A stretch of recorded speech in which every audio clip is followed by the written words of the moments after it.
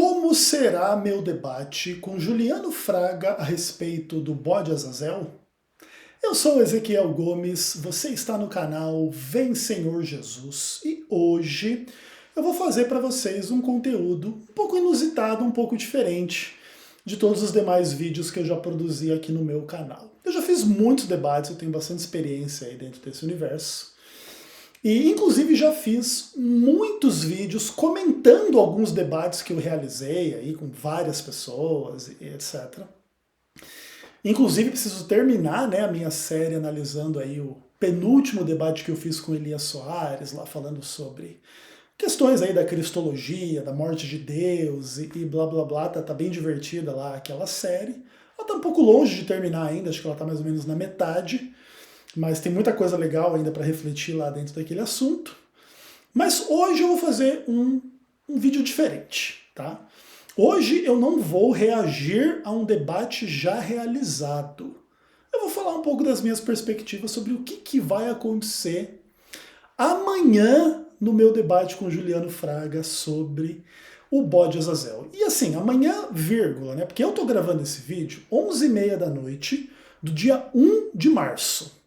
Amanhã, às 11 da manhã, 2 de março, é o meu debate na Rádio Musical, lá com Juliano Fraga. Então você, caso esteja assistindo esse vídeo antes do meu debate com Juliano, vai estar assistindo no dia 2 já, no próprio dia do debate, né? Então, para você, é hoje o debate. Isso se você estiver também assistindo no mesmo dia e não depois, enfim. Os conteúdos da internet aí ficam gravados para você ver em outro dia. Mas o fato é, você está vendo um vídeo onde eu vou especular a respeito do futuro. Como que vai ser o debate que eu vou fazer amanhã? E aí, será que eu vou acertar? Será que eu vou errar e tudo mais? Como é que vai ser? Bom, eu não sei se amanhã vai ser um debate mediado pelo Cruvinel, pelo César ou até mesmo por uma outra pessoa. Sempre é possível que isso aconteça, às vezes o César tem um compromisso, ou o Cruvinel, enfim, etc. Tá? Acredito eu que seja com o pastor César, mas não tenho muita certeza. Se eu tivesse certeza a respeito de quem seria o mediador, já poderia, logicamente, deduzir algumas coisas em função de conhecer já um pouco o mediador. Né? Apesar de eu gostar muito do César e gostar também do Cruvinel, etc. e tal, ambos têm as suas características como mediadores de debate e que, em geral, assim, não são os mediadores, vamos dizer assim, mais profissionais, mais isentos, mais corretos nesse tipo de aspecto da face da Terra, na verdade, ainda que eu não faça drama em relação a isso, tá? Eu vou lá debater, seja o César mediando, o Cruvinel mediando, qualquer outro que fosse mediando, iria da mesma forma, então eu aceito os termos deles, vamos dizer assim, tá? Então não tem que ter muito drama, mas também é verdade que a postura tanto do César quanto do Cruvinel na mediação dos debates, muitas vezes tem, assim, um certo quê de tentar auxiliar o debatedor contrário a quem está debatendo com o adventista, especialmente nesses tipos de tema polêmicos assim da visão adventista das coisas. E isso envolve um monte de dinâmicas que, na minha opinião, empobrecem o debate, mas que também não me fazem desistir de debater com eles lá para, de alguma maneira, tentar representar da melhor forma possível, apesar das circunstâncias adversas, a nossa visão teológica, que creio, inclusive, que é bem superior à visão teológica deles, inclusive no tema que a gente vai debater amanhã, sobre se o bode Azazel representa Cristo ou Satanás. E na minha visão é muito mais nítido, é muito mais forte que o bode Azazel represente a Satanás do que a Cristo, né?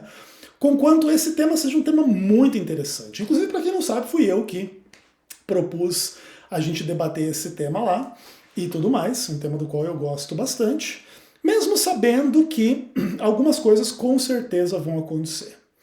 E o que vai acontecer?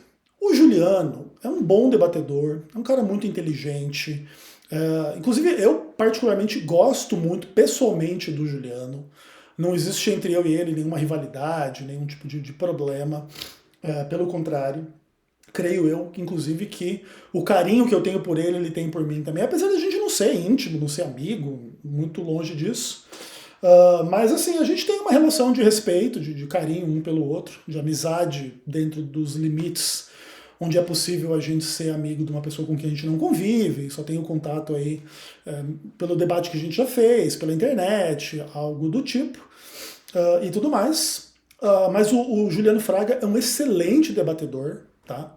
Apesar de eu achar que ele é uma pessoa bastante equivocada no universo das convicções teológicas, em especial na defesa do dispensacionalismo, que eu creio que é uma vertente com muitos problemas interpretativos, ainda assim não é fácil para todo mundo enxergar os problemas do dispensacionalismo. O dispensacionalismo é, vamos dizer assim, um arcabouço de compreensões teológicas bem vitorioso no universo pentecostal evangélico. Os evangélicos não entendem muito por que está errado pra caramba tudo aquilo ali. Então eles têm uma forma assim bem fantasiosa de ler um monte de coisas na Bíblia, em especial o livro do Apocalipse e tudo mais. A gente provavelmente vai entrar um pouco nesse assunto aí amanhã. E creio eu que vai ser um bom debate da parte do Juliano, tá? Acho que o Juliano vai desempenhar aí o seu papel bem, né? A gente já marcou esse debate com uma certa antecedência, então acho que ele já teve tempo de dar uma estudada no tema e naturalmente deve ter se inteirado um pouco assim das acusações que se fazem aos adventistas do sétimo dia em relação a essa questão, de que a visão adventista teria por implicação que o sacrifício de Cristo não é suficiente, ou que o Satanás é que é o verdadeiro salvador, ou o corredentor, e blá blá blá, coisas assim completamente absurdas e tudo mais, mas que no final das contas acabam que pegam assim, né, nos adventistas em função da maldade dos demais cristãos para tentar de fato entender a visão adventista e confrontá-la com a Bíblia, né, que é uma coisa que esse pessoal tem muita dificuldade de fazer. E uma outra coisa importante da gente falar antes de a gente analisar algumas questões aí de conteúdo do debate, como que vai ser, uma coisa importante de vocês entenderem é que assim, o Adventismo do sétimo dia, como qualquer religião, tem uma versão simplificada para a maioria das pessoas e tem uma versão mais profunda para as pessoas que estudam, que são mais acadêmicas, os teólogos, aquele papo como um todo. Toda igreja tem isso, tá? Você tem uma versão mais popular para a maioria das pessoas, que não são especialistas nos estudos bíblicos e etc. E você tem as discussões das pessoas mais inteiradas das discussões teológicas, aí que gostam de debater esses temas, as línguas bíblicas, isso e aquilo, e não sei mais o que, beleza? Então o que acontece? Dentro da visão mais popular do Adventismo do sétimo dia, a religião adventista é uma religião que é muito calcada assim, na ideia de que Jesus voltará e você tem que guardar o sábado para se preparar para a volta de Jesus, e quem não está guardando o sábado está pecando, está se preparando para receber a marca da besta, que é a guarda do domingo, o decreto dominical, e meio que é isso, assim, entendeu? Tipo, essa é a leitura bem superficial, assim, bem popular do que seja o Adventismo do sétimo dia. Aí tem algumas outras coisas, que crê na Ellen White, que não come carne de porco, que não toma café, etc e tal, que são umas coisas um pouco periféricas, mas que também são coladas assim na identidade adventista.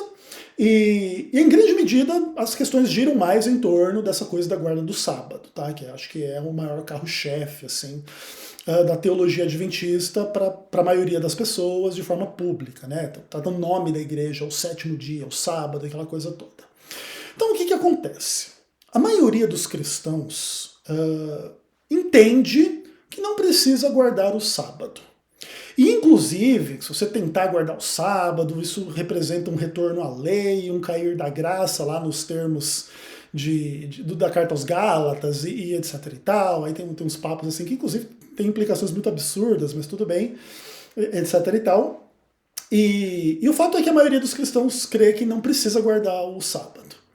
E aí quando o embate com o Adventismo do sétimo dia ele se aprofunda em relação a essa discussão, existe assim uma ampla visão negativa por parte dos evangélicos em relação aos adventistas, em função dessa discussão específica da guarda do sábado, que tem por implicação basicamente que a imensa maioria dos cristãos no mundo evangélico é infiel à lei de Deus, como se você acusasse as pessoas, por exemplo, de serem assassinas, ladras, mentirosas, corruptas de uma forma meio que geral, assim, tipo, seguindo o diabo, são pecadores transgredindo a lei de Deus.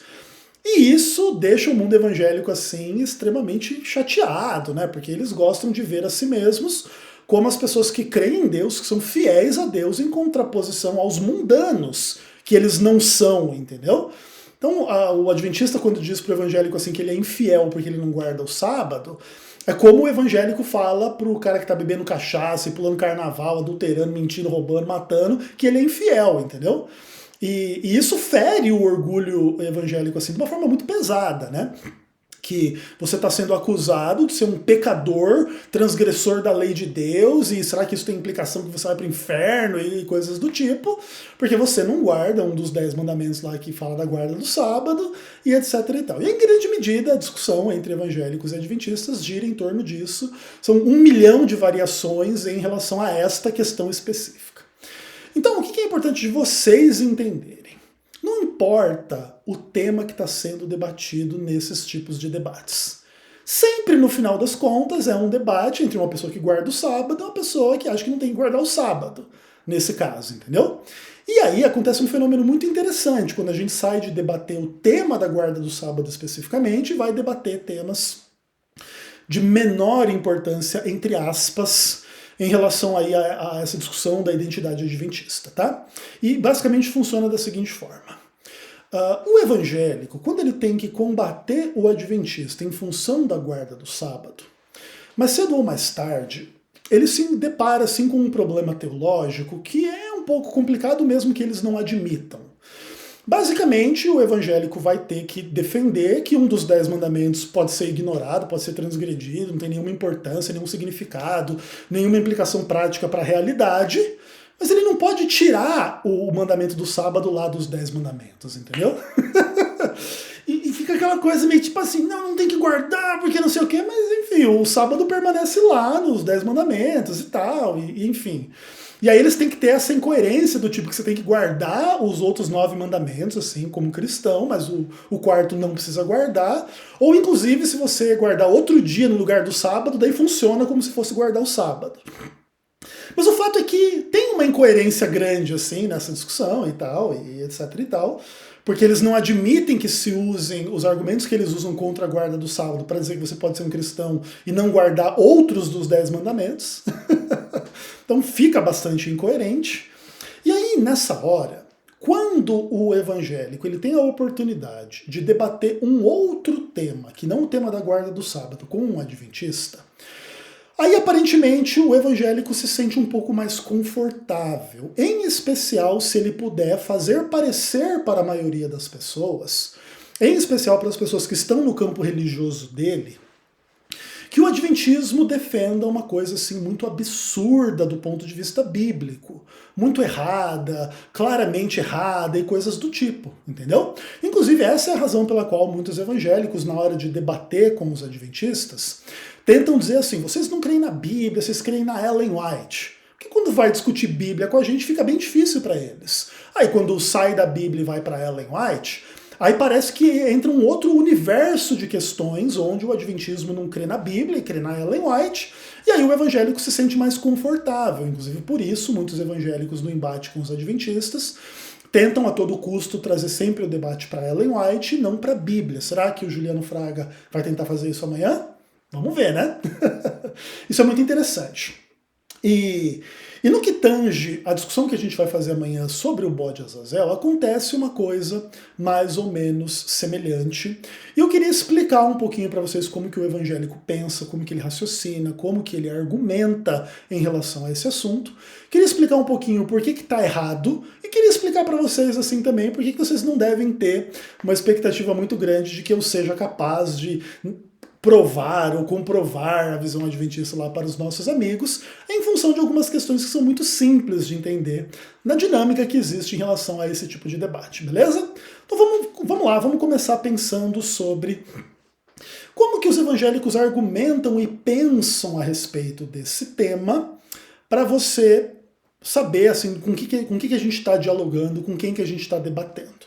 Eu não sei exatamente quais são as visões particulares do Juliano Fraga, mas os cristãos, de uma forma meio que geral, ao contrário do que alguns adventistas pensam, eles sim têm uma ideia de que os sacrifícios do Antigo Testamento e tudo que acontecia no santuário, de alguma forma representava aquilo que Cristo viria a fazer como o Cordeiro de Deus que tira o pecado do mundo. Às vezes os adventistas não entendem que os evangélicos não negam essa realidade da relação entre o santuário terrestre e Cristo, vamos dizer assim, né? Cristo é o Cordeiro de Deus que tira o pecado do mundo. Lá no santuário terrestre, na época de Moisés e em diante, eram feitos sacrifícios de cordeiros para o perdão dos pecados. Então, os cristãos, eles não são idiotas, eles sabem que esses temas têm interseção dentro da Bíblia, e eles sabem que todo o culto do Antigo Testamento, então, apontava para o sacrifício de Cristo, tá bom? E aí você entende naturalmente que a cruz de Cristo, onde ele morre por nós, derramando o seu sangue como o Cordeiro de Deus que tira o pecado do mundo, é uma coisa absolutamente fundamental na revelação bíblica, como um dos grandes pontos da história da salvação. Eu digo como um dos, porque a história da salvação ela é feita de grandes arcos, vamos dizer assim. Pelo menos 3 ou 4 grandes arcos, né? Você tem o arco da criação, onde Deus cria o mundo. Você tem o arco da queda, onde Adão e Eva caem em pecado. Você tem o arco da cruz, onde Cristo redime a humanidade do pecado. E você tem a segunda vinda de Cristo, o estabelecimento do reino de Deus, onde se restaura o paraíso perdido e o reino de Deus, onde vai ter a vida eterna e etc e tal.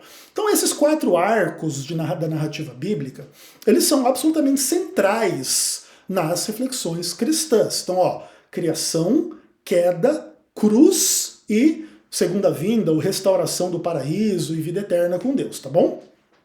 Então o que acontece? Nessa história como um todo, a cruz ela tem uma proeminência interessante. Por quê? Porque é através da cruz que Jesus resolve o problema da queda, que estragou a criação e que restaura o plano de Deus e a nova criação para a gente viver eternamente com Deus, entendeu?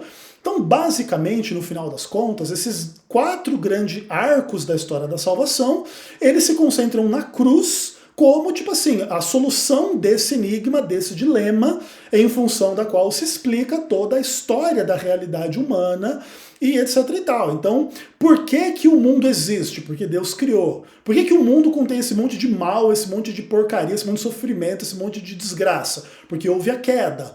Ah, então a queda vai ser eterna e infinita? Não, porque Cristo nos redimiu da queda, morrendo na cruz por nós. E aí ele vai voltar, depois que naturalmente ele ressuscita dos mortos, vai para o céu e depois ele vai voltar novamente para destruir o mal eternamente. Então a cruz ela tem uma posição bem significativa nessa história como um todo e tudo mais. E aí você entende o seguinte, os cristãos quando eles vão raciocinar a respeito dessa discussão como um todo, eles vão identificar a cruz como o local do sacrifício de Cristo. E em função disso, o evangélico, o cristão, de uma forma meio que geral, vai valorizar a cruz de Cristo. Então existem hinos dedicados a Cristo em função da sua cruz, existem reflexões teológicas, existem reflexões exegéticas, existem reflexões pastorais, em função das quais se coloca a cruz no centro da história humana, a importância do que Cristo fez para nos redimir dos nossos pecados, a importância disso tudo, etc, etc, etc, é enfatizada ad infinitum, inclusive como um pouco da essência da pregação cristã. O que é a pregação cristã? É dizer para as pessoas que Deus se fez homem na pessoa de Cristo e Jesus as ama e morreu por elas e morreu carregando os seus pecados, ressuscitou dos mortos vencendo a morte, o diabo e o pecado, voltou ao céu e do céu voltará para resgatar e levar as pessoas lá para o paraíso, para a vida eterna e coisas do tipo, entendeu? Então a cruz é legitimamente honrada, legitimamente levantada, legitimamente colocada na dianteira dessas discussões aí. E os adventistas do 7º dia não tem nada em dizer em contrário disso. A cruz na religião adventista é tão importante quanto na religião evangélica de uma forma geral e na religião católica também, que vê a cruz também da mesma forma como os demais cristãos, levando em conta aí esses 4 arcos narrativos principais da história da salvação, beleza? Aí, inclusive, o evangélico vai pegar muitas passagens bíblicas que tratam dessa discussão como um todo, e etc. e tal, inclusive passagens proféticas, como no caso, por exemplo, de Isaías capítulo 53, tá? Que é uma profecia extraordinária, muito interessante, e tem várias polêmicas a respeito da sua interpretação. Existem judeus aí que dizem que a interpretação cristã de Isaías 53 é equivocada, que aqui não está em vista um ser humano que morreria na cruz, ou que fosse Deus e que viraria homem, assim como no caso o Messias, Jesus, etc. Mas o fato é que a leitura cristã de Isaías 53 ela é absolutamente maravilhosa e vitoriosa entre os cristãos e evangélicos de uma forma meio que geral. Eu gostaria de ler o capítulo todo com vocês aqui, apesar de que eu posso fazer, né? Porque aqui assiste quem quer, o vídeo pode ficar grande, não tem problema, né? E aí o texto bíblico diz assim: quem creu em nossa pregação, a quem foi revelado o braço do Senhor, porque foi subindo como renovo perante ele, e como raiz de uma terra seca. Não tinha aparência nem formosura, olhámo-lo, mas nenhuma beleza havia que nos agradasse. Era desprezado e o mais rejeitado entre os homens, homem de dores, que sabe o que é padecer. E como um de quem os homens escondem o rosto, era desprezado, e dele não fizemos caso. Certamente ele tomou sobre si as nossas enfermidades, e as nossas dores levou sobre si. E nós o reputávamos por aflito, ferido de Deus e oprimido. Mas ele foi traspassado pelas nossas transgressões e moído pelas nossas iniquidades. O castigo que nos traz a paz estava sobre ele, e pelas suas pisaduras fomos sarados. Todos nós andávamos desgarrados como ovelhas, cada um se desviava pelo caminho, mas o Senhor fez cair sobre ele a iniquidade de nós todos. Ele foi oprimido e humilhado, mas não abriu a boca. Como cordeiro foi levado ao matadouro, e como ovelha muda perante seus tosquiadores, ele não abriu a boca. Por juízo o opressor foi arrebatado, e da sua linhagem quem dela cogitou. Porquanto foi cortado da terra dos vivos, por causa da transgressão do meu povo foi ele ferido. Designaram-lhe a sepultura com os perversos, mas com o rico esteve na sua morte, posto que nunca fez injustiça, nem dolo algum se achou em sua boca. Todavia ao Senhor agradou moê-lo, fazendo-o enfermar. Quando ele der a sua alma, Elias Soares, como oferta pelo pecado, verá a sua posteridade, prolongará os seus dias em suas mãos. Ele verá o fruto do penoso trabalho da sua alma, Elias Soares, e ficará satisfeito. O meu servo, o justo, com seu conhecimento, justificará a muitos, porque as iniquidades deles levará sobre si. Por isso eu lhe darei muitos como a sua parte, e com poderosos repartirá ele o despojo, porquanto derramou a sua alma, Elias Soares, na morte, porquanto derramou a sua alma na morte, foi contado com os transgressores, contudo, levou sobre si o pecado de muitos, e pelos transgressores intercedeu. Então, textos como esse são interpretados de forma cristã, como referindo-se a Cristo, e eu concordo com essa interpretação, tá? Ainda que, naturalmente, o texto é bem polêmico assim no universo das interações entre judeus e cristãos. Inclusive, muitos teólogos liberais utilizam essas tretas entre judeus e cristãos também para questionar a leitura cristã de Isaías 53, para dizer que isso tudo é fantasia, más interpretações, como se os cristãos não soubessem ler o texto bíblico e ficassem inferindo a figura desse Messias, Jesus, que morreu aí supostamente por eles, mas enganando as pessoas, fazendo má exegese, Jesus nunca ressuscitou, e aquele papo todo de liberal e de judeu aí também que não concorda com o cristianismo. Então, o que acontece?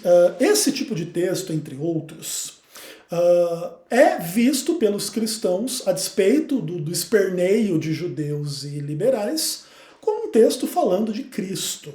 Inclusive um texto escrito cerca aí de 600 anos antes de Cristo.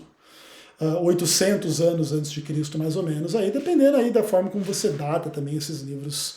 O livro de Isaías também tem um monte de polêmicas aí a esse respeito. Mas acredito eu que seja por volta de 600 anos antes de Cristo, tá? Mais ou menos na mesma época do profeta Daniel, né? Inclusive o profeta Daniel é citado no livro de Isaías, acho que na primeira parte do livro, né? Bem interessante. Enfim, o fato é, a leitura cristã desse tipo de texto exalta a Cristo, exalta a cruz de Cristo E de alguma forma, esse texto ele é visto como sendo uma descrição daquilo que a gente chama de expiação, que é um pouco do centro da polêmica do debate que a gente vai fazer amanhã, que tem que ver com a expiação feita pelo bode Azazel. E aí as pessoas, na maioria aí do caso da maioria dos cristãos, pensam da seguinte forma. Bom, se a expiação dos pecados quer dizer tomar os pecados sobre si, tirar o pecado das pessoas, etc e tal, isso é feito por Cristo. Isso não é feito pelo diabo em contexto nenhum, em sentido nenhum, em momento nenhum. Então os adventistas, supostamente, eles creriam que Satanás faz expiação, então como se Satanás fosse um tipo de redentor, corredentor, que realmente leva os pecados das pessoas no mesmo sentido em que Cristo levou, como se fosse assim, Satanás completando a obra insuficiente de Cristo para a nossa salvação. E eles imaginam assim coisas muito estúpidas, muito heréticas, muito equivocadas, mas que no final das contas não dá muito para saber se eles são sinceros nessas crenças que eles têm sobre a nossa visão ou não. Por que não dá para saber? Porque é o seguinte, a visão adventista ela não tem por implicação que o que Cristo fez não é suficiente, que Satanás completa o que Cristo não fez. Então, louvado seja Satanás acima do que louvado seja Cristo na experiência da expiação. O adventismo do sétimo dia não pensa nada parecido com isso. Mas os evangélicos insistem em tentar emplacar essa narrativa sobre nós para fazer com que o público evangélico que valoriza a cruz de Cristo tenha preconceito em relação aos adventistas, sem entrar no mérito do porquê que os adventistas pensam como pensam, quais são os fundamentos da visão adventista e por que a visão adventista, inclusive, é superior à visão destes evangélicos em relação a esse tema. Mas isso é muito difícil de explicar para os evangélicos. Por quê? Porque conforme eles forem percebendo o quão equivocado eles estão, mais vai ficando claro que a leitura adventista é muito superior a deles, o que demonstra que os adventistas estudam a Bíblia mais e melhor do que eles, e que eles estão, inclusive, fazendo más interpretações da visão adventista para tentar denegrir os adventistas, e isso tudo lança um certo questionamento até mesmo moral e espiritual sobre eles.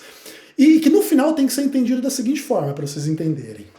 Vale tudo para tentar colar nessa seita que guarda o sábado a pecha de pessoas que acreditam em coisas erradas e heréticas, para que, inclusive, de forma consciente ou não muito consciente, as pessoas pensam assim, os adventistas guardam o sábado, isso é tão errado quanto eles acreditam que o diabo é o verdadeiro salvador, né?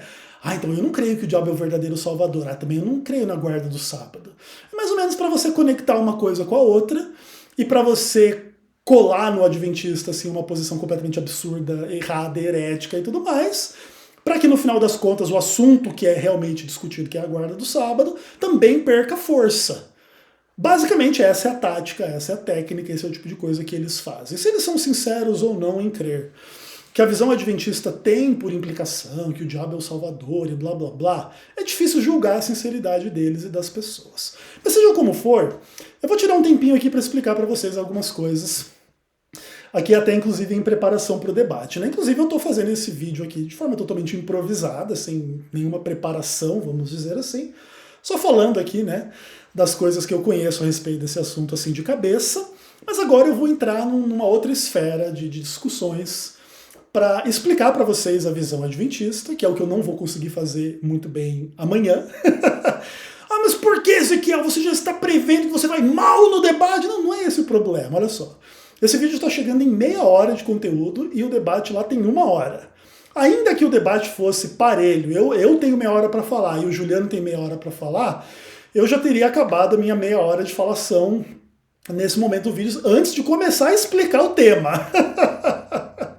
Então é óbvio que num contexto de um debate de 1 hora, que você fala meia hora ou 20 minutos ou menos do que o outro debatedor, você não consegue desenvolver essas coisas numa linha lógica, sem ser interrompido a todo momento, inclusive para cortar o seu raciocínio, para as pessoas não entenderem do que você está falando e etc e tal, como é sempre de praxe lá no contexto do debate. E tudo bem também, o debate tem aquele formato, tem aquelas regras, a gente está acostumado, de boa. O fato é que não dá para explicar muito, né? Mas então eu vou explicar aqui para vocês, já de antemão, e também já vou explicar por que não vai dar para explicar dessa mesma forma lá com eles. Mas vamos lá. Vamos fazer algumas considerações introdutórias para vocês entenderem. Então, o que acontece? Em função de tudo aquilo que eu já expliquei para vocês até esse momento no vídeo, os evangélicos eles têm um pouco de uma ideia que expiação é uma coisa divina que Jesus realiza. A expiação é uma coisa inteiramente de Deus, porque só Deus pode resolver o problema dos pecados, e aí Cristo que resolve o problema dos pecados. Então, expiação é uma coisa divina, ponto final, é Jesus que faz, ponto final, não tem nenhuma relação com Satanás e coisas do tipo, é uma visão estranha, uma visão, como assim Satanás fazer expiação, isso é uma coisa estranha, não tem base bíblica nenhuma, isso é tudo absurdo, herético, dessa seita maldita que guarda aqueles 10 mandamentos malditos lá, ou pelo menos um daqueles 10 mandamentos malditos, né, pessoal? Beleza. Então, esse é um pouco o papo do negócio. Agora, veja bem. Vamos pensar aqui com um mínimo de seriedade. O conceito de expiação, ele é um conceito realmente do universo do divino ou do universo do satânico? Vou dar 5 segundos para você pensar enquanto eu tomo uma água. Silêncio sepulcral, hein?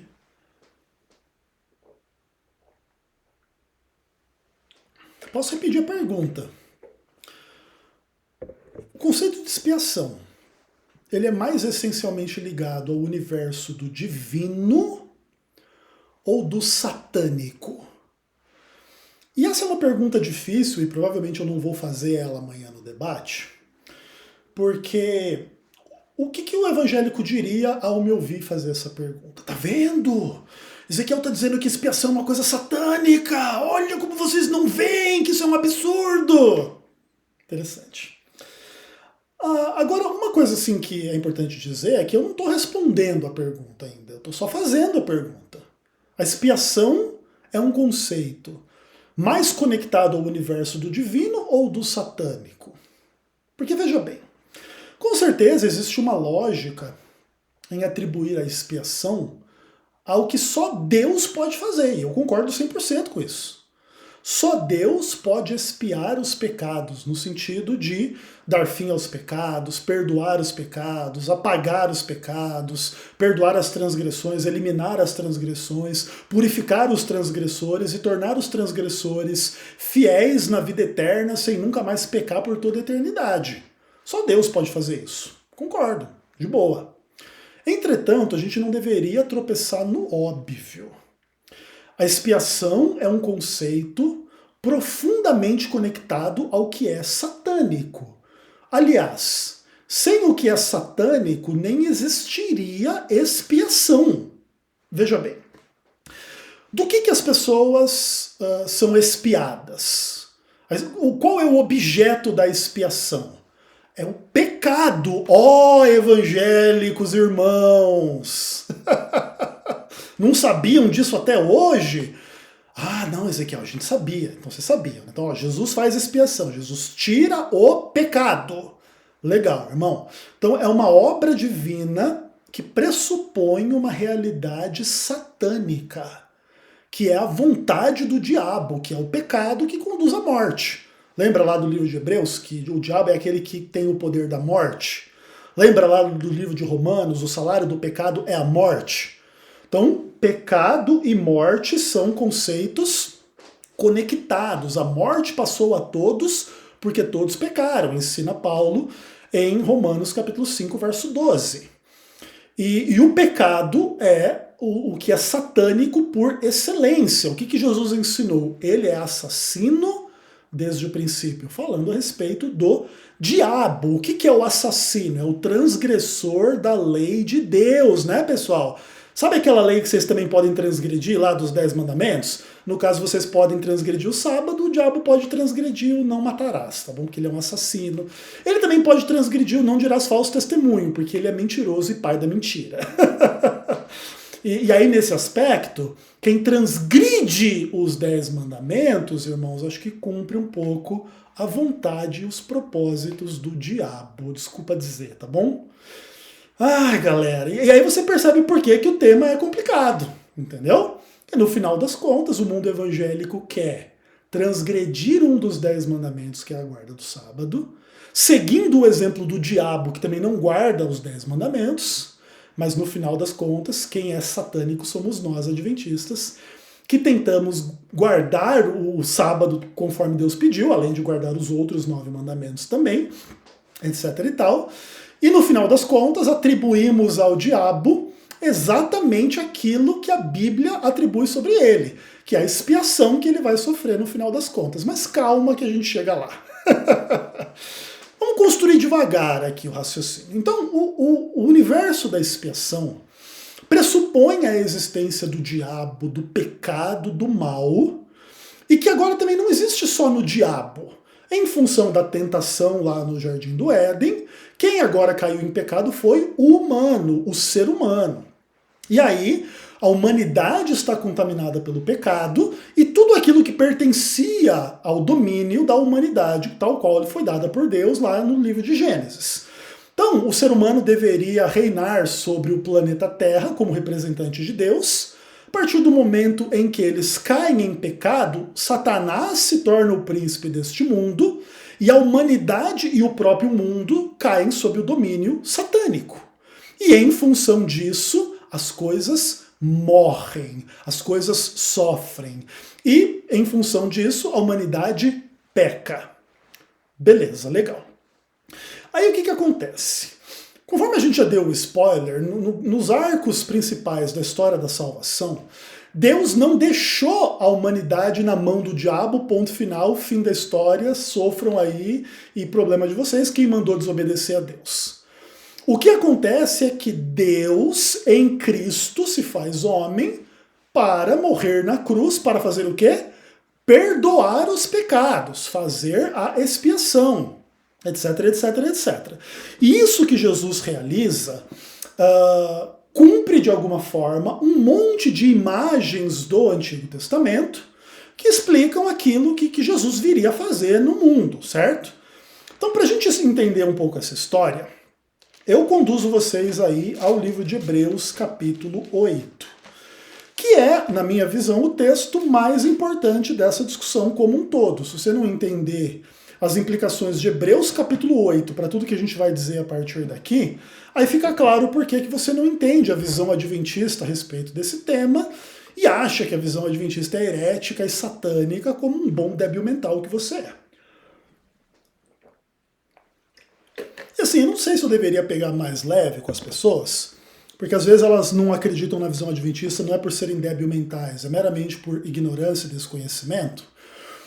Mas ao mesmo tempo, muitos evangélicos sabem de tudo que eu vou falar aqui, até porque já falei muitas vezes também, e ainda assim insistem nesse papinho que a gente crê em coisa satânica. Então a essas pessoas é bem justo que sejam chamadas de débil mentais, filhas do diabo, mentirosas, que tentam denegrir não meramente a fé adventista, mas a própria verdade bíblica com esse papo idiota de que a visão adventista é satânica, como se fosse mentirosa, herética, errada, e desse algum tipo de glória a Satanás. Quem pensa dessa forma, conhecendo o que eu vou explicar aqui, merece a condenação de pessoa retardada mental e filha de Satanás. Para ser claro com vocês, tá bom?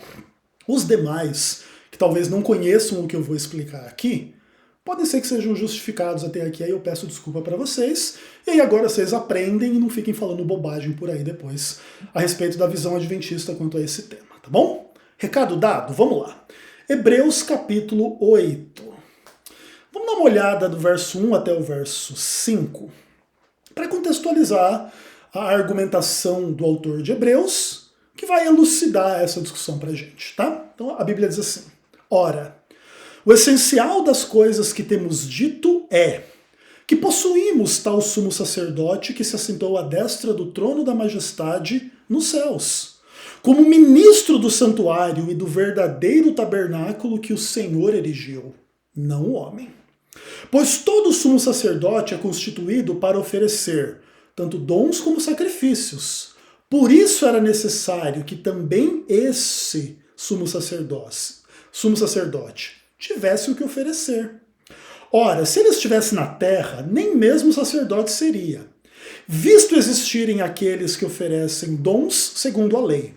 os quais ministram em figura e sombra das coisas celestes, assim como foi Moisés divinamente instruído quando estava para construir o monte. Pois diz ele, vê que faças todas as coisas de acordo com o modelo que te foi mostrado no monte. E aí eu termino com o verso 6. Agora, com efeito, obteve Jesus ministério tão mais excelente, quanto também é ele mediador de uma superior aliança, instituída com base em superiores promessas. O Adventismo do sétimo dia não tem nenhum problema com o conceito da nova aliança, daquilo que Jesus faz como uma aliança superior em relação à aliança da lei, do Sinai, de Moisés, etc. e tal. Tudo bem? Os evangélicos também, inclusive, tentam fazer uma leitura antissabática em função destas questões, aqui em Hebreus capítulo 8, em Hebreus capítulo 7, tem ali alguns textos que falam coisas assim que têm implicações nessa direção, etc. e tal. E o evangelho fica desesperado para, de alguma maneira, tentar concordar com a Igreja Católica que o sábado se tornou irrelevante ou virou domingo, e que agora você pode guardar o sábado como domingo ou pode não guardar dia nenhum, e ainda assim você estaria obedecendo a Deus, que mandou você guardar o sábado e não mandou guardar o domingo, nem mandou não guardar dia nenhum ou guardar qualquer dia, certo? Seja como for, o que é importante para nós aqui não é a discussão da lei e do sábado, tá? Isso tem implicações aqui, a gente pode se aprofundar aqui em outros contextos, mas o que importa aqui é vocês entenderem que aqui Jesus é apresentado como ministro do santuário celestial, e esse é um tema a respeito do qual o mundo evangélico pouco conhece, e que diferencia um pouco o universo teológico adventista do mundo evangélico. Mas o que é mais importante do que isso é aqui dizer que quando o autor de Hebreus diz que Jesus ele é um ministro do santuário celestial, porque se fosse na terra ele nem ministro seria, porque na terra as coisas são de acordo com a lei.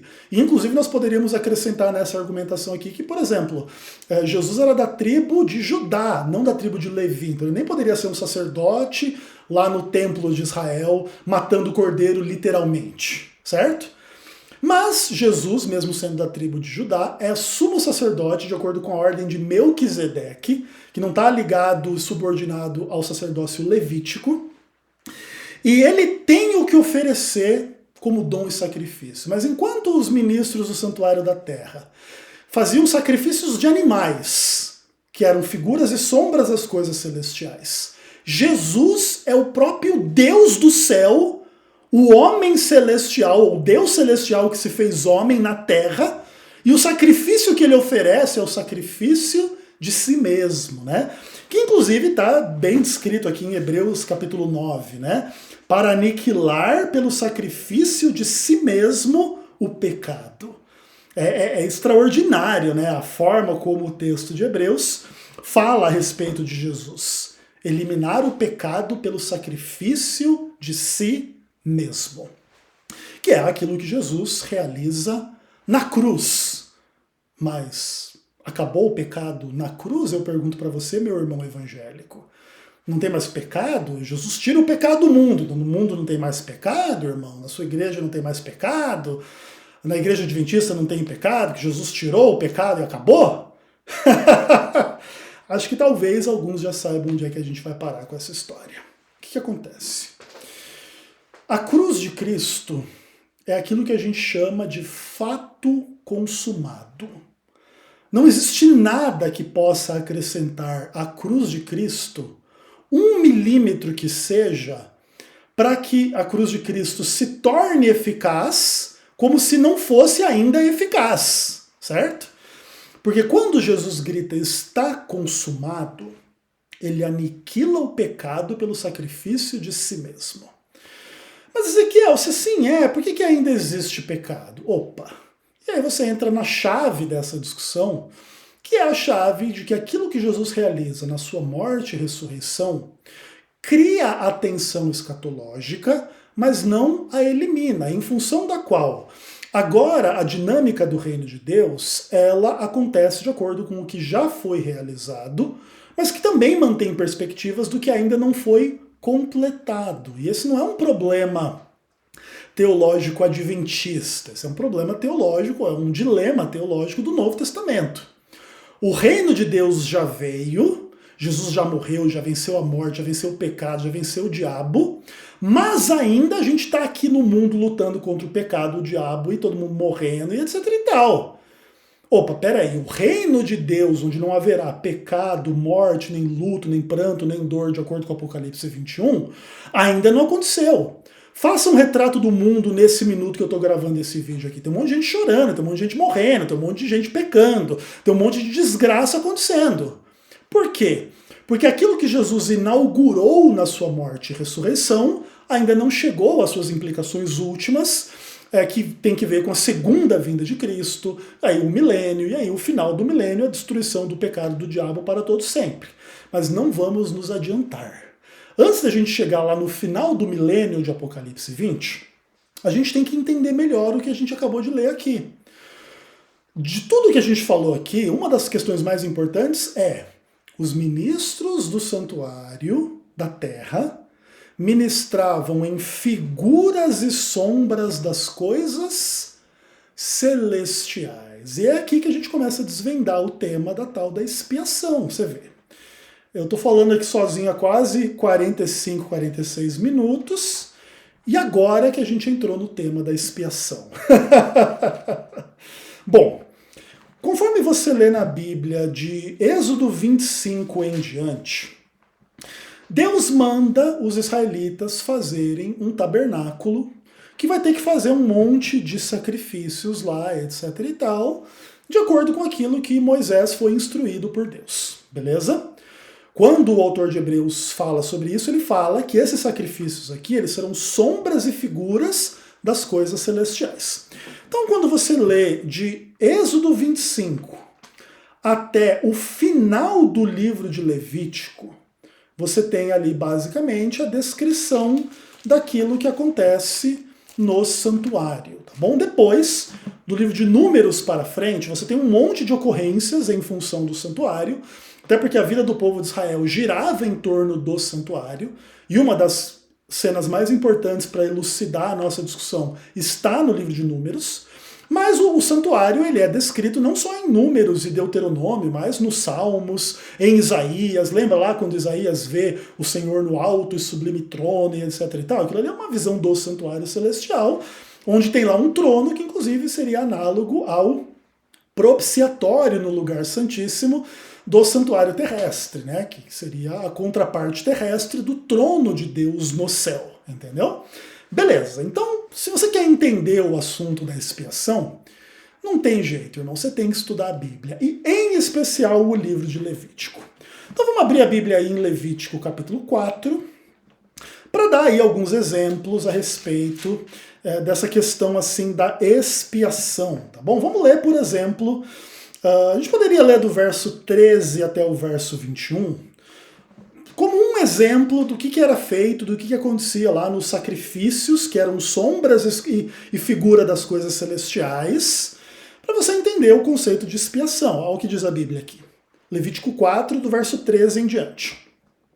Mas se toda a congregação de Israel pecar por ignorância, e isso for oculto aos olhos da coletividade, e fizerem contra algum dos mandamentos do Senhor, acho que está incluído o sábado, viu, pessoal?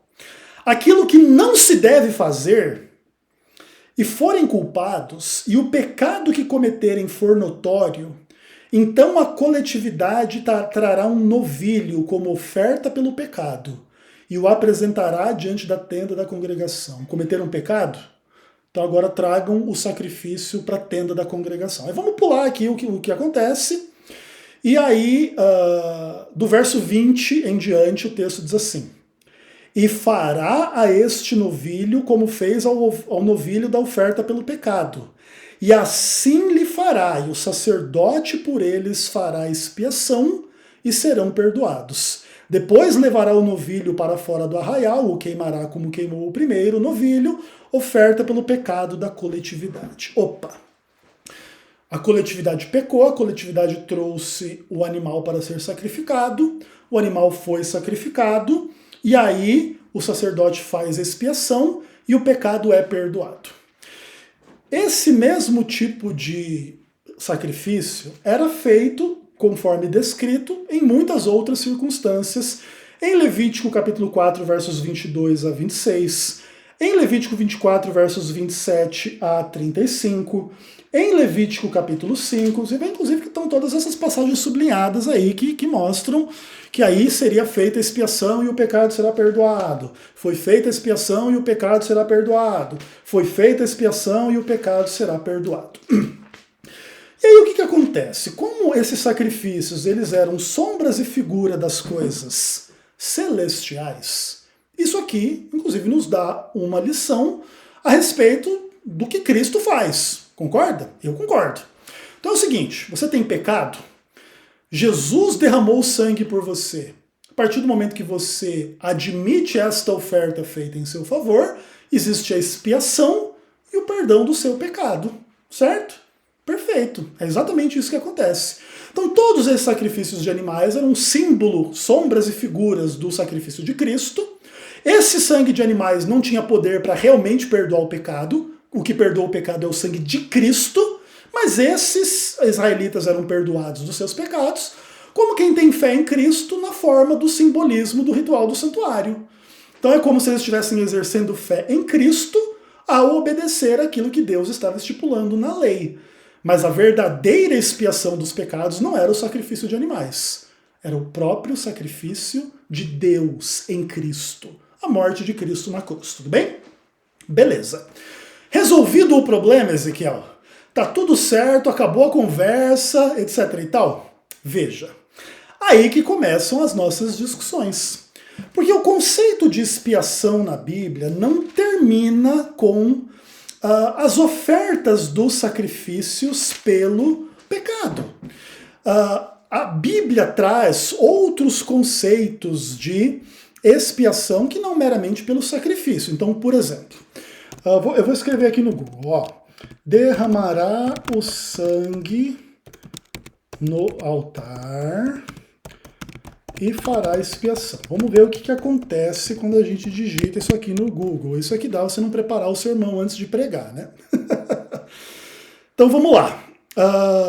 Aqui você tem uma citação aqui, por exemplo, de Levítico capítulo 5. Vamos dar uma olhada lá se isso é suficiente para ilustrar a nossa questão aqui. Beleza, legal. Isso. Aí aqui em Levítico capítulo 5 diz que do sangue pelo pecado derramado lá pelo animal vai ser trazido para a base do altar como oferta pelo pecado, e do outro holocausto fará conforme estabelecido o sacerdote, e fará oferta pelo pecado e lhe será perdoado. Opa, o que acontece aqui? Agora, a expiação, nesse caso, ela não acontece mais de acordo com o sacrifício do animal. Agora ela acontece de acordo com a manipulação do sangue do animal dentro do santuário. É isso que é importante de vocês entenderem. E esse conceito existe aqui na palavra de Deus, nitidamente e claramente, onde o conceito de expiação ele não envolve meramente o sacrifício do animal, mas você pegar o sangue do animal, levar para dentro do santuário, derramar o sangue lá na base do altar, e aí tinham outros rituais, tinha que aspergir o sangue diante do véu, etc, etc, etc. E esses rituais de manipulação do sangue dentro do santuário também eram descritos em termos de expiação. Opa! Então aqui nós já temos uma questão muito importante de ser entendida. O conceito de expiação envolve não somente o sacrifício do animal, mas a manipulação do sangue dentro do santuário. Opa! Lembra lá que Hebreus é o texto mais importante para a gente elucidar esse tema? Lá em Hebreus 8 diz que esses rituais do santuário terrestre eram figura e sombra das coisas celestiais. Então daqui a gente já infere que a morte de Cristo na cruz é a expiação pelos pecados, correspondente aos sacrifícios dos animais, mas a expiação continua a ser levada a cabo com a, entre aspas, manipulação do sangue de Cristo no santuário celestial, o que não deve ser tomado literalmente. Lembra que aqui ao aspergir o sangue literalmente no santuário terrestre era mera figura e sombra das coisas celestiais. Lá no céu, Cristo não derrama sangue, mas ali existe a concessão do perdão dos pecados mediante o sangue que ele derramou na cruz para as pessoas durante o ministério celestial de Cristo, durante toda a história humana. Por exemplo, você pede perdão dos seus pecados hoje. Em função do sangue que correu na cruz 2000 anos atrás, Jesus te perdoa hoje. Onde é que acontece a expiação? Hoje. Hoje você é perdoado dos seus pecados. Se a expiação fosse algo completado no passado e que não tivesse aplicação presente, só haveria perdão dos pecados no passado, não haveria perdão dos pecados no presente. Então o fato de Jesus perdoar pecados no presente diz que o processo de expiação, que era, inclusive, ilustrado lá no que acontecia no santuário terrestre, ainda está acontecendo. Então, o cordeiro já derramou sangue, expiação. Agora o sangue está sendo manipulado para o perdão dos pecados no santuário, expiação. E aí acontece aquele que de fato é o foco das nossas polêmicas, o dia da expiação. Israel fazia esses sacrifícios que estão aqui descritos diariamente, todos os dias lá no santuário. Mas chegava um dia especial no ano, que era um dia por ano, acontecia o chamado dia da expiação. E aí no dia da expiação, você tem aquilo que de fato é a polêmica central do nosso debate de amanhã. Vamos dar uma lidinha aqui? Vamos dar uma lidinha. Vamos ler Levítico 16, o capítulo inteiro. Vocês gostam de estudar a Bíblia, né? Especialmente os irmãos evangélicos que estão acompanhando Ezequiel. Vamos dar uma lidinha aí em Levítico 16. Apesar de eu estar gravando esse vídeo aqui de madrugada, tá um calor aqui com essas luzes em cima de mim aqui, mas beleza.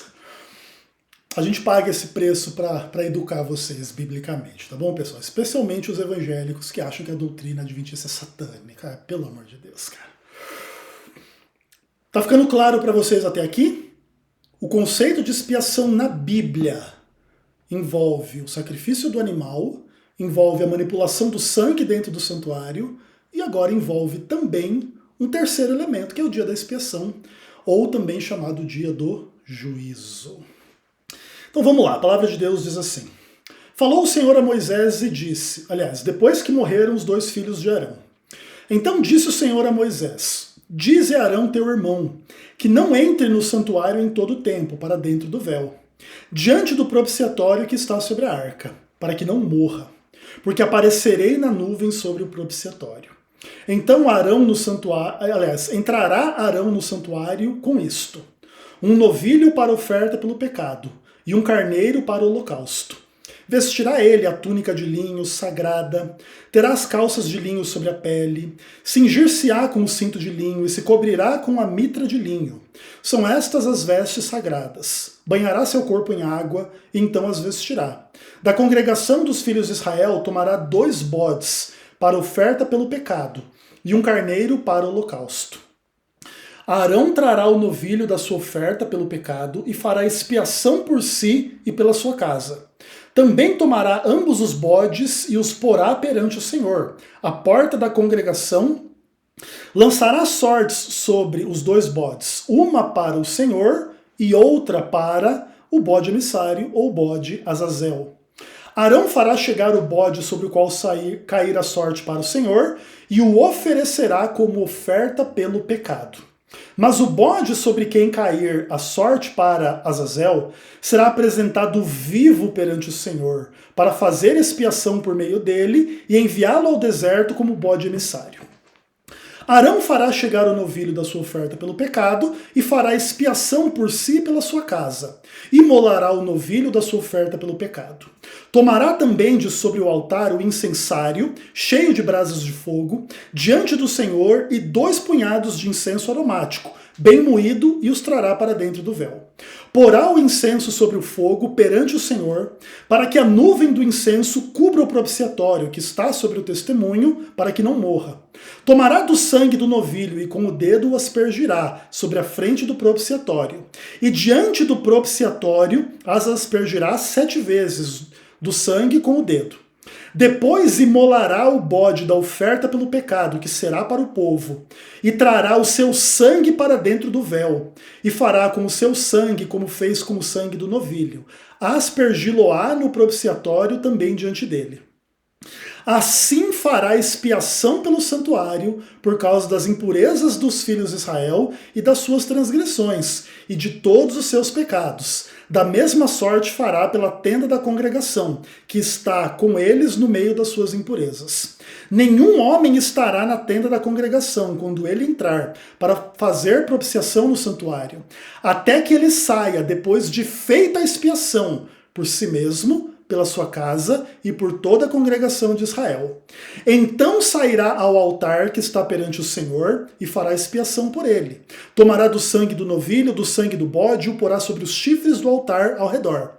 Do sangue aspergirá com o dedo 7 vezes sobre o altar, e o purificará e o santificará das impurezas dos filhos de Israel.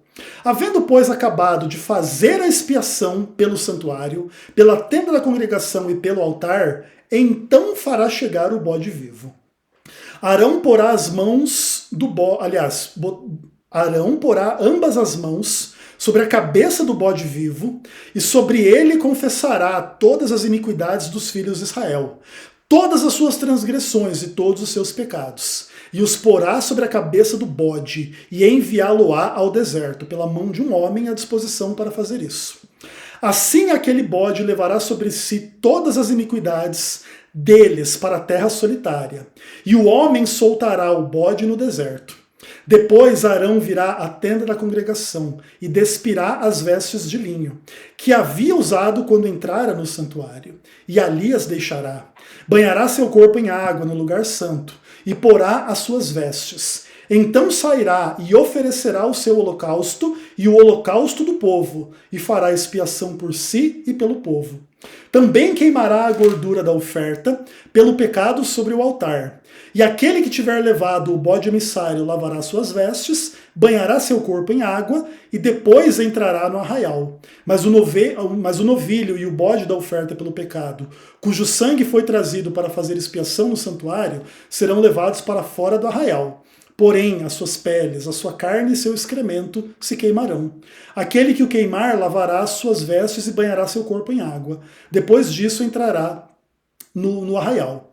Isso vos será por estatuto perpétuo, no 7º mês, aos 10 dias do mês. Afligireis a vossa alma, e nenhuma obra fareis, nem o natural, nem o estrangeiro, que peregrina entre vós. Porque naquele dia se fará expiação por vós, para purificar-vos, e sereis purificados de todos os vossos pecados perante o Senhor. É sábado de descanso solene para vós outros, e afligireis a vossa alma, é estatuto perpétuo. Quem for ungido e consagrado para oficiar como sacerdote no lugar de seu pai, fará a expiação. Havendo posto as vestes de linho, as vestes santas, fará expiação pelo santuário, pela tenda da congregação e pelo altar. Também fará pelos sacerdotes e por todo o povo da congregação. Isso vos será por estatuto perpétuo para fazer expiação, uma vez por ano, pelos filhos de Israel, por causa dos seus pecados. E assim fez Arão, como o Senhor ordenara a Moisés. Você nunca vai ver uma pregação com esse conteúdo que aqui está feito numa igreja evangélica. Por várias razões. Tá? O mundo evangélico se satisfez com uma leitura superficial das questões bíblicas em muitos contextos. Mas, naturalmente, essa é a versão popular do universo evangélico, que, em geral, são as pessoas que acusam os adventistas de crer numa heresia diabólica.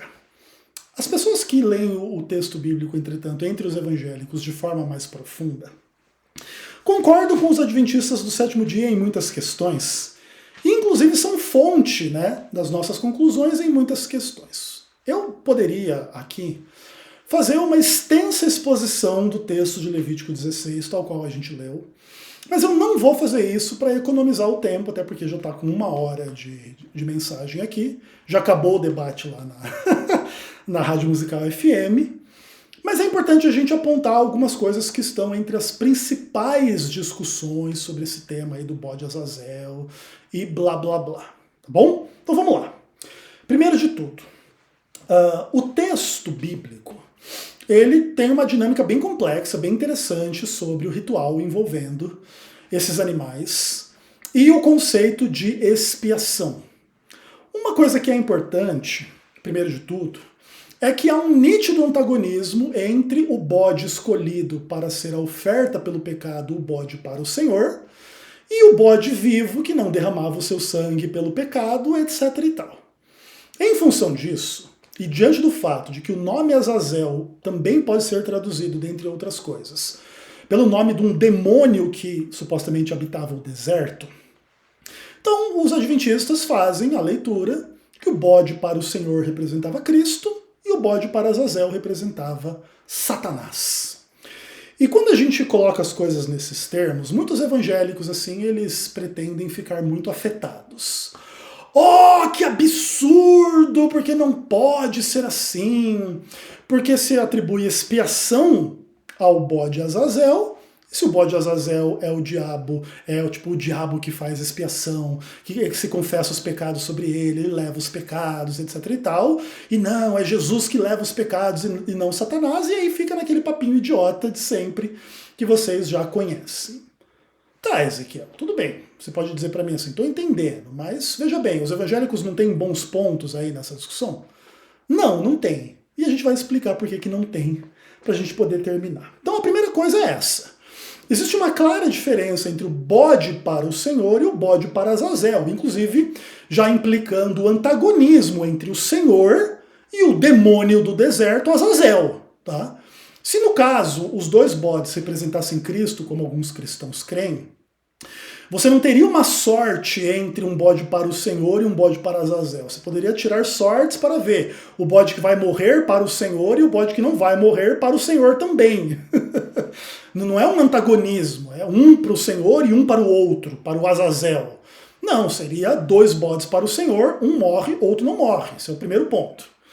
O segundo ponto é que a expiação feita pelo bode Azazel, ela só inicia depois que a expiação já estava completada pelo povo e pelo santuário em função do sangue do bode que derramava o seu sangue lá no ritual.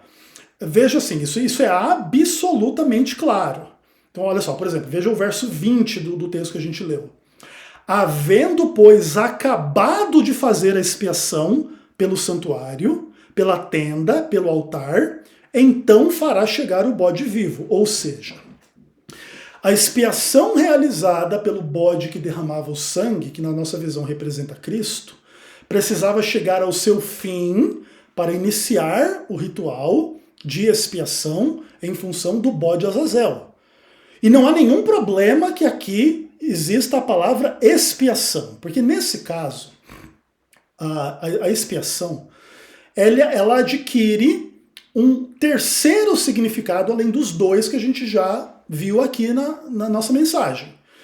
Como que a Bíblia explica o conceito de expiação? Como o sacrifício do animal, que é análogo ao sacrifício de Cristo, a manipulação do sangue do animal no santuário terrestre, que era análogo ao que Cristo faz no santuário celestial, e agora existe um terceiro conceito de expiação, que é o conceito pelo aquilo que acontece no juízo final, que é o dia da expiação, onde o bode para o Senhor, que derrama o seu sangue e faz expiação pelo povo de Israel, agora dá lugar a um outro ritual, em função de um bode para Satanás, um bode que representa Satanás, que vai carregar os pecados sem que ele derrame o seu sangue para o deserto, ok? Beleza, isso aqui é importante da gente deixar bem claro. E aí as pessoas se incomodam muito com essa ideia dessa expiação. Ah não, então aqui existe uma linguagem em Levítico 16 da expiação, que ele vai levar os pecados. Isso aqui é Jesus, não é o bode Azazel, porque não pode existir nada desse tipo. Então vamos lá esclarecer essas questões. Lá no livro de Hebreus, se diz que sem derramamento de sangue não há expiação de pecados, não há perdão de pecados. Então, o bode que não derrama o seu sangue, ele não faz essa espécie de expiação que só o bode que derrama o sangue é que faz. E inclusive o bode que não derrama sangue, ele só entra em cena depois que a expiação em função do bode que derrama o sangue se completa. Então, isso é uma coisa extremamente importante. Dentro da nossa visão, Jesus fez a expiação perfeita na cruz. Foi tão perfeita que ele pode aplicar o seu sangue hoje na nossa vida como sumo sacerdote do santuário celestial. Mas no contexto da sua vinda, do milênio de Apocalipse 20, em função do qual o diabo vai sofrer a penalidade final em função do pecado, aí você tem essa dimensão da expiação que ainda falta ser completada e que tem como figura central o diabo, mas que não tem nenhuma implicação como os evangélicos tentam enxergar. E aí eu vou esmiuçar um pouquinho isso mais com vocês ainda. Nós temos ainda algum tempo de vídeo pela frente, tá? Isso aqui é só para os corajosos. E a gente precisa passear por alguns textos da Bíblia ainda para elucidar essa questão. Se a gente parasse por aqui, o mundo evangélico iria concluir que a nossa posição é muito incoerente, porque a gente aplica expiação a um contexto aqui do bode Azazel, mas que a gente fala que é o diabo, isso não pode ser, porque não pode ser, porque só Jesus pode fazer isso aqui que está descrito em relação ao bode Azazel, e a expiação tem esse contexto assim do divino que carrega o pecado, e não do diabo que é punido pelo pecado, algo do tipo assim. Beleza. Só que aí, os nossos amigos evangélicos, eles esquecem de estudar a Bíblia mesmo, tá? E como eu falei para vocês, o tema do santuário, ele não termina no livro de Levítico.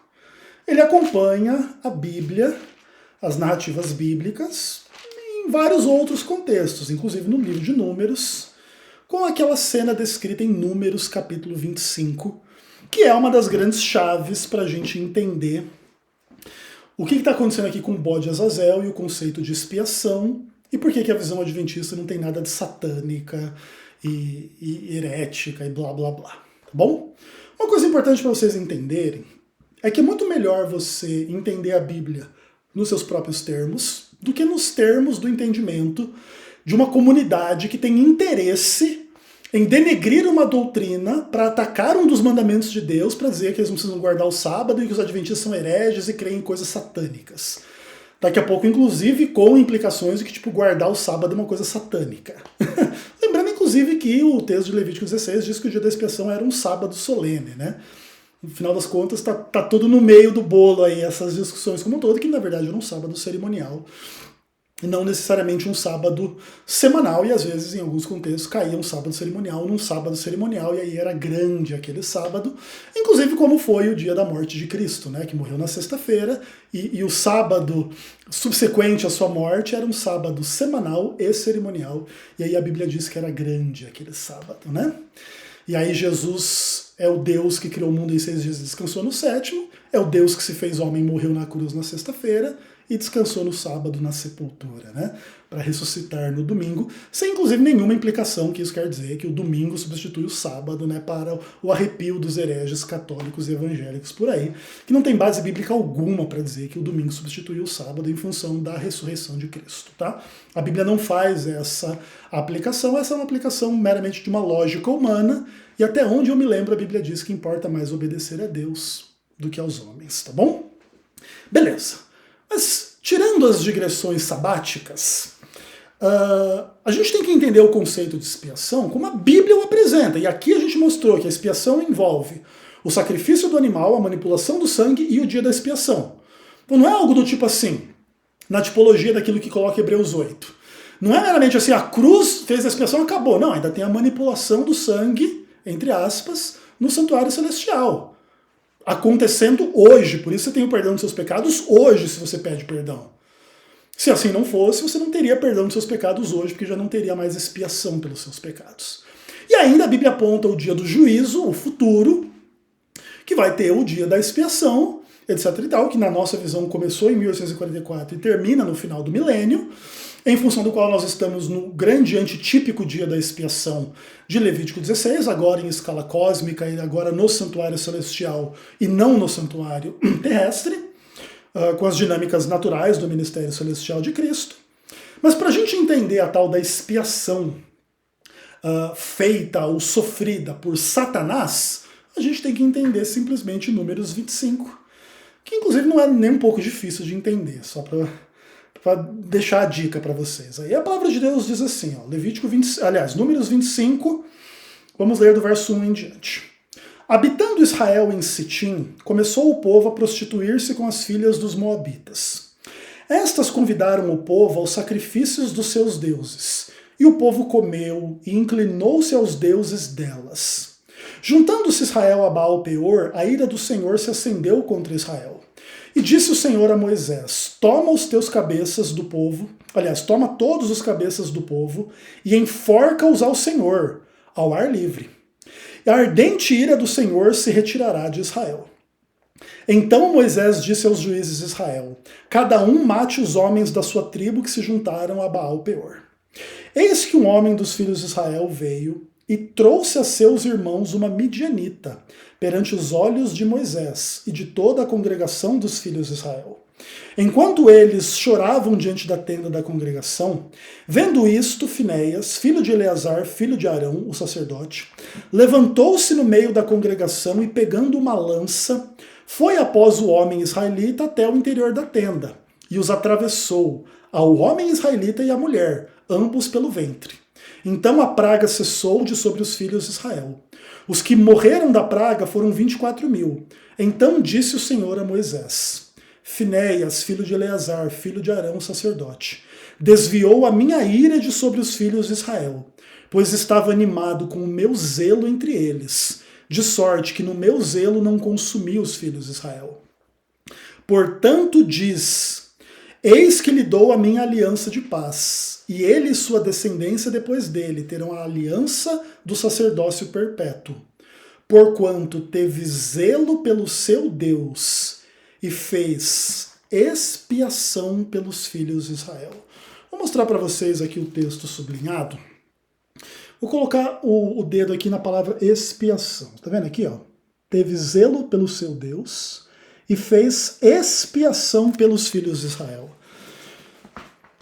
Esse uso do termo expiação ilumina a expiação feita pelo bode Azazel, que é feita em função da punição do diabo no juízo final. Vamos entender essa cena. Esse texto de Números 25 ele é extremamente interessante, porque as pessoas ali começam a fazer esses pecados sexuais com as filhas lá dos midianitas, e fazendo ali o contrário do que Deus tinha mandado eles fazer. Porque Deus levou eles do Egito para o Monte Sinai, deu ali os 10 mandamentos e deu explicações que eles não poderiam, por exemplo, cometer adultério, etc. e tal. Então eles continuam caminhando pelo deserto, daqui a pouco estão cometendo adultério com as midianitas. Inclusive um dos meninos pega uma midianita, desfila no meio da congregação, passa pelo santuário, onde está todo mundo chorando em função das pessoas que estão morrendo, em função do desagrado de Deus e etc. E o moleque entra na tenda e começa a transar com a menina ali à luz do dia, para todo mundo saber o que está acontecendo. E aí o Finéias pega uma lança, vai lá e mata esse menino com a menina lá na tenda. E aí a Bíblia diz que a praga cessa e Deus faz um elogio extraordinário para esse cara, com quando seja um pouco pesado esses conceitos aí, né, de matar pessoas. O Deus que mandou não matar, agora elogia o cara que matou, enfim, essas são discussões interessantes aí da teologia bíblica. Mas o fato é que no final das contas, Finéias, ele mata Hofni com essa menina aí, que era o nome do cara, e isso é descrito em termos de expiação. Mas analisa bem o que está acontecendo aqui. Você tem um pecador que desrespeita completamente a lei de Deus, desrespeita completamente a aliança de Deus, humilha a congregação de Deus, levando a menina com quem ele vai pecar na frente de todo mundo lá para dentro da tenda, pratica o pecado sexual na frente de todo mundo, e quando esse cara é morto, o nome disso é expiação. E aí a gente termina a nossa mensagem biblicamente falando com o texto de 2 Tessalonicenses, se eu não me engano, tá?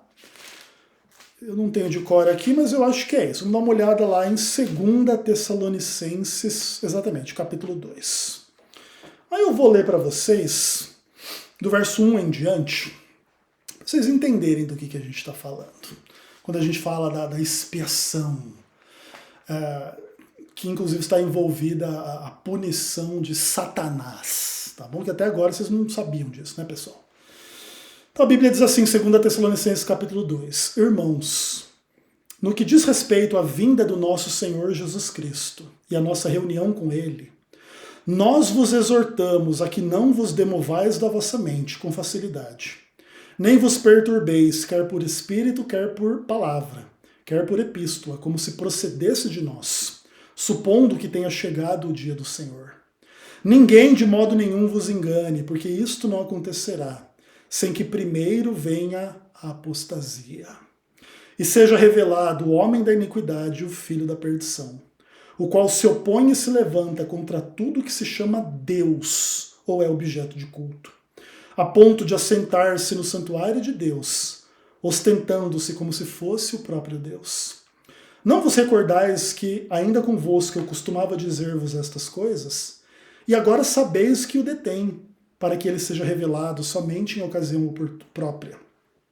Com efeito, o mistério da iniquidade já opera, e aguarda tão somente que seja afastado aquele que agora o detém. Então será de fato revelado o iníquo, a quem o Senhor Jesus matará com o sopro da sua boca e o destruirá pela manifestação da sua vinda.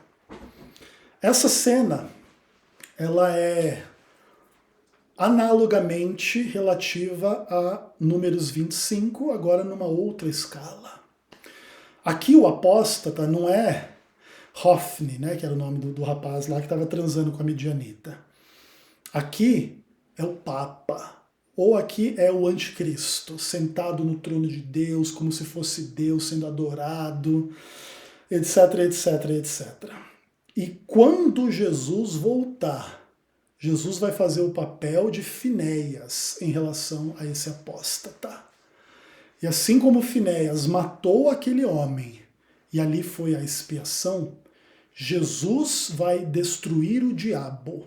E isso é a expiação. Quero ler mais um texto bíblico para confirmar um pouco essa ideia, para vocês entenderem os nossos conceitos e não saírem falando bobagem por aí. O livro de Ezequiel, capítulo 28, é um livro que fala de uma profecia a respeito do rei de Tiro. E existe uma grande discussão se isso se aplica ao diabo, se isso refere-se ao diabo, sim, não e por quê. Nossa visão, isso se aplica sim à experiência do diabo. E aqui a palavra de Deus diz algumas coisas. Vamos ler do verso 14 até o verso 19. A Bíblia diz assim: Tu eras querubim da guarda, ungido, te estabeleci. Permanecias no monte santo de Deus, no brilho das pedras andavas. Perfeito eras nos teus caminhos, desde o dia em que foste criado, até que se achou iniquidade em ti. Na multiplicação do teu comércio se encheu o teu interior de violência e pecaste. Pelo que te lançarei profanado fora do monte de Deus, e te farei perecer, ó querubim da guarda, em meio ao brilho das pedras. Elevou-se o teu coração por causa da tua formosura. Corrompeste a tua sabedoria por causa do teu resplendor. Lancei-te por terra diante dos reis e te pus para que te contemplem. Pela multidão das tuas iniquidades, pela injustiça do teu comércio, profanaste os teus santuários. Eu, pois, fiz sair do meio de ti um fogo que te consumiu, e te reduzi a cinzas sobre a terra, aos olhos dos que te contemplam. Todos os que te conhecem entre os povos estão espantados de ti. Vens a ser objeto de espanto e jamais subsistirás. Aqui a palavra de Deus descreve a morte de Satanás. E todo esse quadro que aqui foi pintado diante de vocês tem algumas implicações bem interessantes que eu não vou explicar muito profundamente, porque o vídeo já vai ficar com 1h30 de conteúdo, para vocês entenderem a visão adventista a respeito desse assunto. Foi o diabo que deu origem ao pecado. O diabo era um querubim no santuário celestial de Deus. E lá, em função de vaidade, egoísmo, num processo muito complicado, muito difícil de descrever psicologicamente, espiritualmente falando, O diabo abandonou a fidelidade a Deus e se tornou violento, ele se tornou vaidoso, se tornou mentiroso, injusto, assassino, fazendo tudo aquilo que a lei de Deus dizia para não fazer. E em função disso, ele fez comércio, ele enganou uma terça parte dos anjos, ele enganou Adão e Eva, ele fez esse mundo imergir em pecado e desgraça e mal. E toda a experiência do pecado, dos demônios e dos seres humanos, tem origem nele, na experiência dele. Ele era o querubim da guarda, perfeito em seus caminhos, até que se achou a iniquidade em quem? Nele. E no final dessa jornada como um todo, a Bíblia diz que Deus fez sair fogo de dentro dele e ele foi reduzido a cinzas. Isso é o cumprimento literal do símbolo do que acontece com o bode Azazel, em forma de sombra e figura das coisas celestiais. Lúcifer é um anjo de origem celestial. Deus é um Deus celestial. Lúcifer se rebelou contra Deus e deu luz ao pecado, e levou anjos e homens e seres humanos e a humanidade inteira com ele. E Jesus morreu na cruz, expiando os nossos pecados. E o sangue que correu na cruz funciona até hoje para perdoar os nossos pecados. Mas um dia Jesus voltará e vai fazer com o anticristo e com Satanás aquilo que Finéias fez com Hofni, né? Vai destruir o mal e o pecado. E isso também é descrito em termos de expiação. A expiação, mais cedo ou mais tarde, ela envolve a eliminação daquilo que é expiado. O que é a expiação do pecado? É a eliminação do pecado, é o perdão do pecado. Enquanto houver pecado no mundo, a expiação não chegou à sua conclusão final. Como o reino de Deus ainda não veio em instância final, a gente ainda vive no mundo do reino do diabo, que é o príncipe deste mundo, das trevas e do pecado. Ainda que espiritualmente possamos viver no reino de Deus, com o perdão dos pecados em função daquilo que Cristo realizou por nós. E isso é uma realidade para nós, adventistas, para os evangélicos e para qualquer um que crer em Cristo de forma sincera e verdadeira. Mas o arco da narrativa adventista não tem nada a ver com as imundícies que teólogos católicos ou evangélicos ou pessoas católicas e evangélicas atribuem aos adventistas. Simplesmente o que a gente faz é entender a Bíblia melhor do que essas pessoas que nos acusam e trazer para as pessoas uma visão biblicamente embasada extremamente ampla, em função da qual a expiação acontece na cruz, acontece no santuário celestial e acontece no juízo final nos eventos referentes à segunda vinda de Cristo, ao final do milênio, com a destruição completa do diabo, que vai levar os pecados. Por quê? Porque é tudo dele. Foi tudo ele que fez. Ele teve participação em todos os pecados, quando Adão e Eva comeram o fruto do conhecimento do bem e do mal.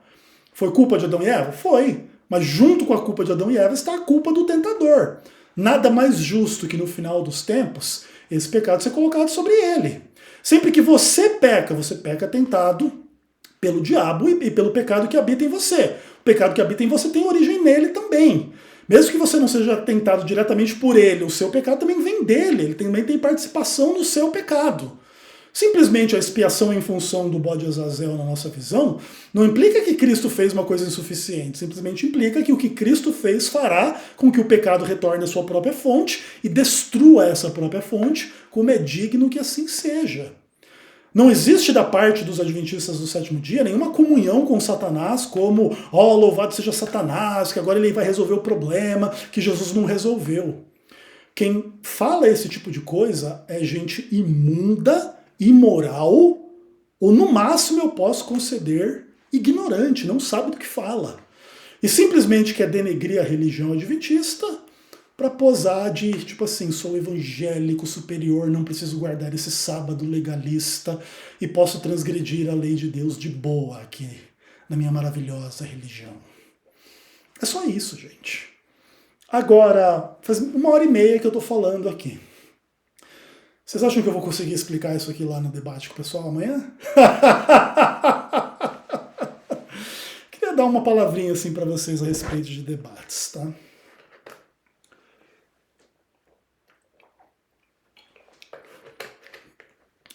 Eu não tenho nenhum tipo de problema com as pessoas que acham que eu sou um péssimo debatedor. Existem pessoas que pensam assim, ou falam pelo menos, eu não sei se elas são sinceras no que elas falam em relação ao que elas pensam, mas eu vou pressupor que sim, que falam assim: o Ezequiel não sabe debater, não sabe se impor, ele deixa ser interrompido, ele não usou o argumento que eu queria que ele usasse naquele momento ou naquele outro, e blá blá blá, você fazia umas análises assim.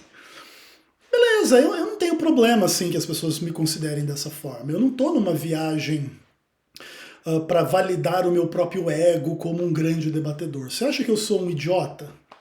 Você acha que eu sou um herege? Você acha que eu sou uma pessoa confusa que não sei do que eu estou falando?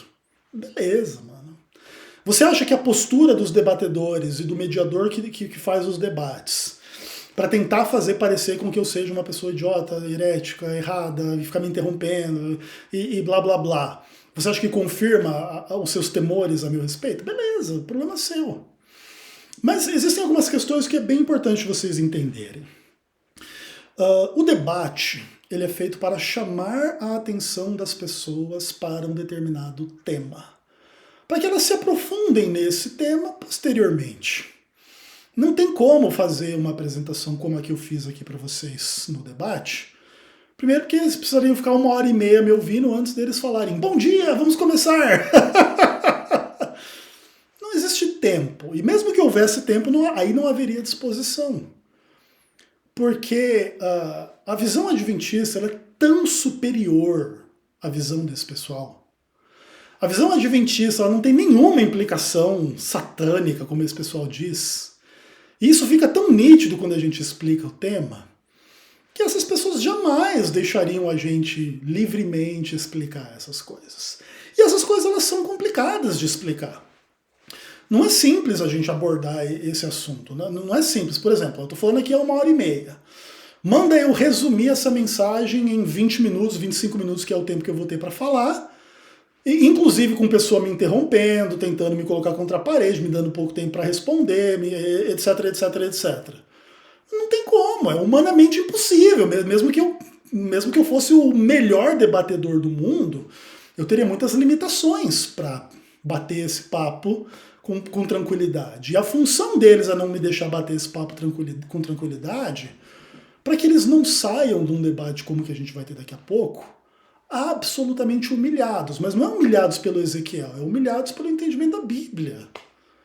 Que eles não querem admitir, porque simplesmente eles querem pintar a Igreja Adventista do Sétimo Dia como essa seita perigosa e satânica que fala para você guardar um dos 10 mandamentos, no qual eles querem cuspir.